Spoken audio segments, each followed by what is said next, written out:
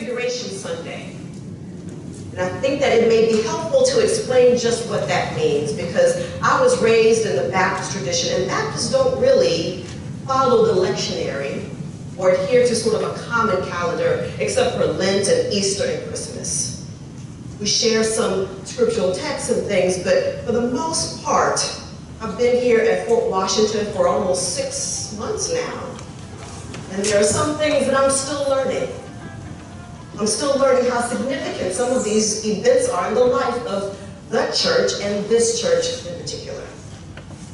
So like I said, I know what Easter is and Lent and Pentecost, but I didn't know the words Advent and Epiphany and Transfiguration. I knew those words, but I didn't know the significance of them. I didn't know exactly what they meant for the church. And this is after 3 years of seminary. So Advent, that's the 4 weeks leading up to the coming of Christ. It's a season of expectation and anticipation. Epiphany, the revealing of Christ as the Messiah. And the 5 weeks after that lead up to Lent. And then today, Transfiguration Sunday. Transfiguration refers to Jesus being transformed. And over the course of this sermon, I might use the word transfigured or transformed or changed. Transformed, having a radiant light shine from him. He was confirmed as the Son of God. It is an important story because it symbolizes Jesus' connection to God. It confirms his divinity. It also links him to the Old Testament, the law and the prophets, Moses and Elijah. So I like it that we can use some of our time together to learn together, because we are all in the same boat. Yes. We're all looking for a close relationship to God, looking to understand the things that have happened in the past and the things that are happening now that point us to God. And so as we review the 2 scriptures that have been read this morning, we see that there are some similarities. And these similarities are not accidental. I conferred with Reverend Kenneth while preparing this sermon, and a colleague of mine from Union who I consider an exegesis expert. And exegesis is another fancy word for interpretation. I didn't find much as far as exegesis is concerned for this text, because I realized there was more meaning and symbol and symbolism in this sermon than actual trying to figure out what the Greek and what the Hebrew words mean. What I've discovered is that Transfiguration provides a link. We want that link. We need it. We depend on Jesus being the link, the symbol, the path, the key, that doorway to God. And we think we know what that encounter would be like.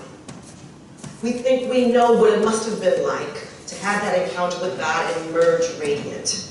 We all want to walk away with our encounters with God with a glowing face, with evidence of God's presence on our faces. Like Marianne Williams' famous poem, we want our light to be a beacon to others, to give others permission to do the same.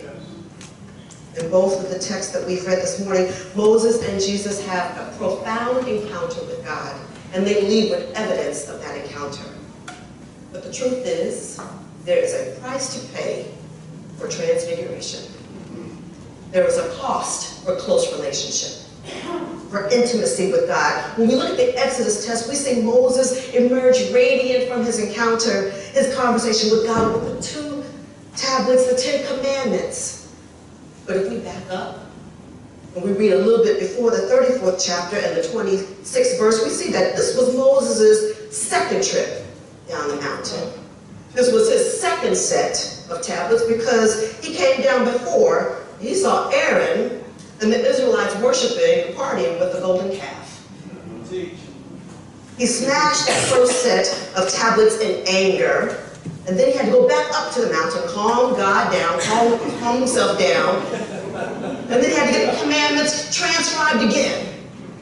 So this radiance, this encounter with God comes at a cost. It comes after struggle and negotiation and frustration and sometimes even heartbreak. And if we read past Luke's 9th chapter, we can see the ultimate cost for Jesus for transfiguration. The cost for being the chosen one, the light, the one who shows us the way. There is a cost for transfiguration. So as I think of this first Sunday in February, I wonder about the significance of Transfiguration Sunday being also the first Sunday of Black History Month. Being transformed and being changed is a common theme throughout the Bible. And if anybody has been changed, it has been Black people. Snatched violently from our homeland, stripped literally and figuratively of our native languages, culture, and families. We've even got songs about being changed. I know I've been changed, and change is gonna come. We've had to reinvent and cobble together a culture, a life, a family, love. We've had to reinvent ourselves. We've had to build a sense of belonging and worth in a world that still says, yeah, but when we yell Black Lives Matter. Our encounter with this world has transformed us, definitely. But I submit to you today that this world has also been transformed by us, by our struggle, by our transfiguration. I submit to you today that Black History Month maybe isn't even really for us, but maybe it's for you. Maybe it's for you, my white, and my East and South Asian, and my Dominican, and my Puerto Rican, and my Mexican brothers and sisters. Because you have been transformed by us. And while I know it's not all for the better, I do believe it's been far better than worse. I mean, what would this country know about hypocrisy if we had not shown you that you cannot state in your Declaration of Independence that all men are created equal while you enslave an entire population? What would you know of social justice if we had not simply stated that I am a man? Like the sanitation workers did in the 60s. Where would your activism and your moral outrage be centered if we were not still screaming in the streets that Black lives still matter? I'm wondering how whiteness would be defined if it had not been for Blackness. So we are bound together in this country like an arranged marriage, for better or for worse, in sickness and in health, until death do us part.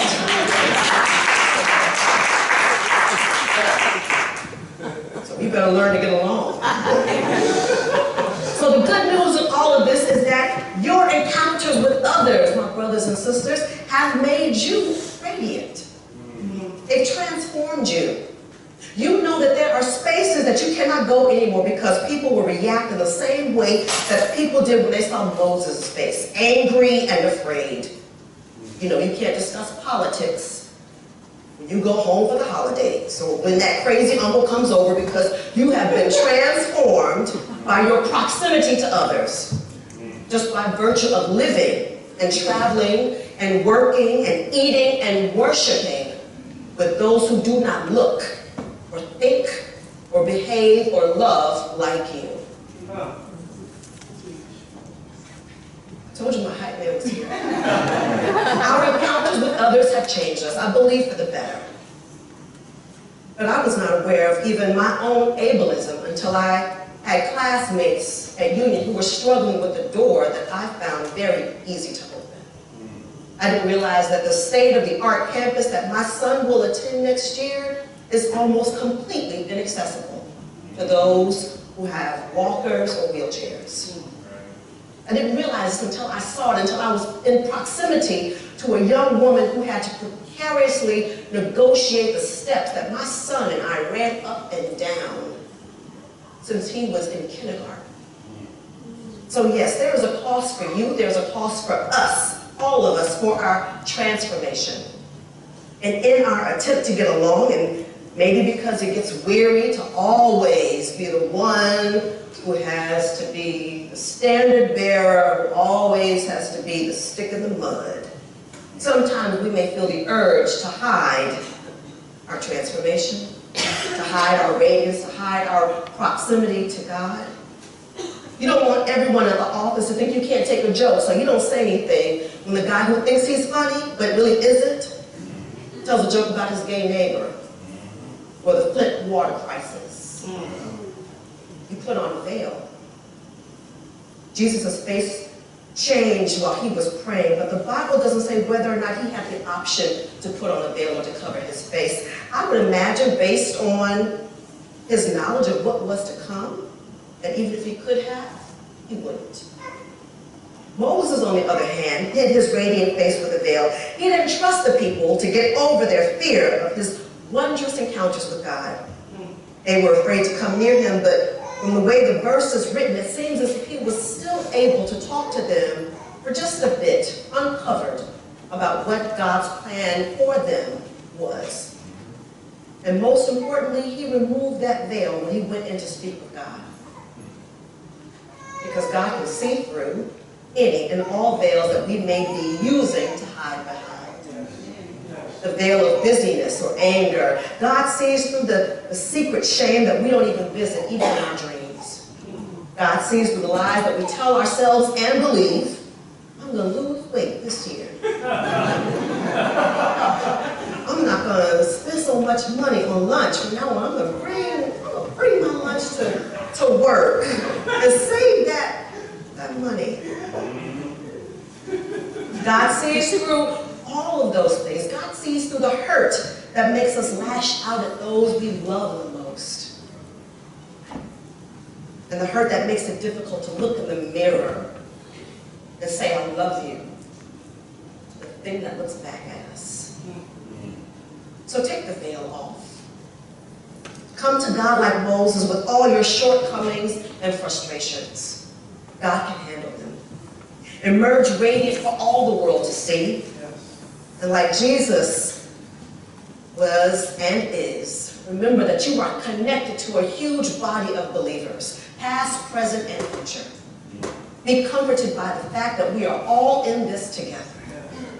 Show the world how you have been encountering God through your relationships with those who are not like you. Your empathy and your understanding and your demand for justice make you radiant. So take off the veil. Amen. Amen.